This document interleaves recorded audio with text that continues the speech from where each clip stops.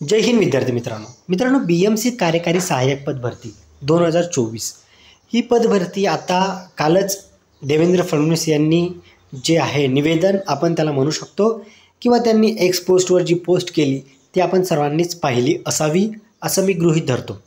मात्र विद्यार्थी मित्रांनो आज जे आहे ते गणपतीचं म्हणजे जी चतुर्थी आहे आज गणपतीचं आगमन होणार आहे, श्री गणेशाचं आगमन होणार आहे। तुम्हाला श्री गणेशाच्या आगमनासाठी भरपूर शुभेच्छा आणि गणेश चतुर्थीच्या तुम्हाला सर्वांना भारतीयांना हार्दिक हार्दिक शुभेच्छा।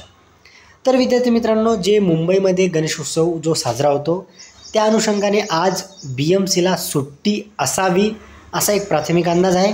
म्हणून विद्यार्थी मित्रांनो आज किंवा उद्या काहीतरी नोटीस यायला हवीच आणि BMCने त्यांची जी भूमिका आहे ती लवकरात लवकर स्पष्ट करावी आणि जे देवेंद्र फडणवीस साहेबांनी जी दिलेलं आहे निवेदन किंवा आपण त्याला लेटर म्हणूयात, जे त्यांनी निवेदन दिलं आहे त्या निवेदनावर त्यांनी लवकरात लवकर ॲक्शन घ्यावी आणि नोटीस जे आहे नोटीस काढून त्यांनी मुलांना फॉर्म भरण्यासाठी जे मुलं इच्छुक आहेत किंवा जे मुलं खरंच पात्र आहेत त्या मुलांना त्यांनी फॉर्म भरण्यासाठी त्यांना मुभा द्यावी आणि मला असं वाटतं की त्यांनी डेटसुद्धा एक्सटेंड करावी।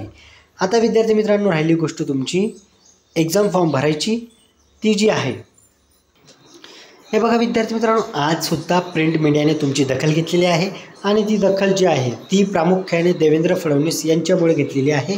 म्हणजे यांनी जे सांगितलं कारण सरकारमध्ये असल्याकारणाने आणि यांच्याकडे प्रमुख पद असल्याकारणाने यांचं निवेदन जे आहे असं आपण गृहीत धरत आहे की आयुक्त यांचं निवेदन स्वीकार करतील आणि जी अट आहे पहिल्या प्रयत्नात उत्तीर्णची अट रद्द करा हे निवेदन ते स्वीकारून विद्यार्थ्यांना भरपूर प्रमाणात जे आहे या संधीचा लाभ घेता यावा यासाठी ही अट रद्द करतील असं आपण कालच डिस्कशन केलं आहे।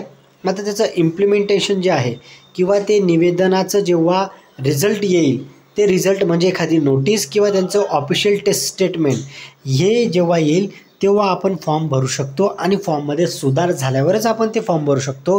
आता त्याला आज किंवा उद्या असे 2 दिवस लागू शकतात।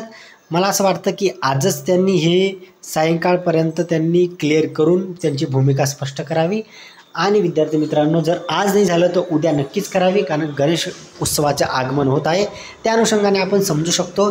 परंतु प्रिंट मीडियाने सुद्धा तुमची दखल घेतलेली आहे। आता पाहूयात आपण की पुढे काय होत आहे।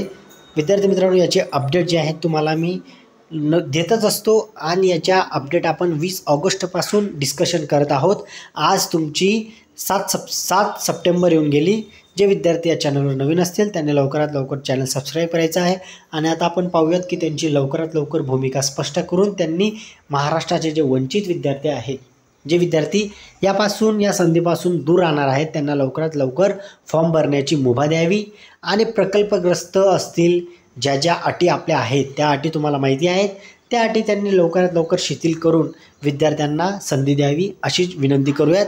आणि परत एकदा तुम्हा सर्वांना गणेश उत्सवाचा किंवा गणेश उत्सवात आज सहभागी होऊन तुम्ही आनंदमय असं वातावरण निर्माण करा असंच तुम्हाला मी गणेश चतुर्थीच्या पुन्हा एकदा शुभेच्छा।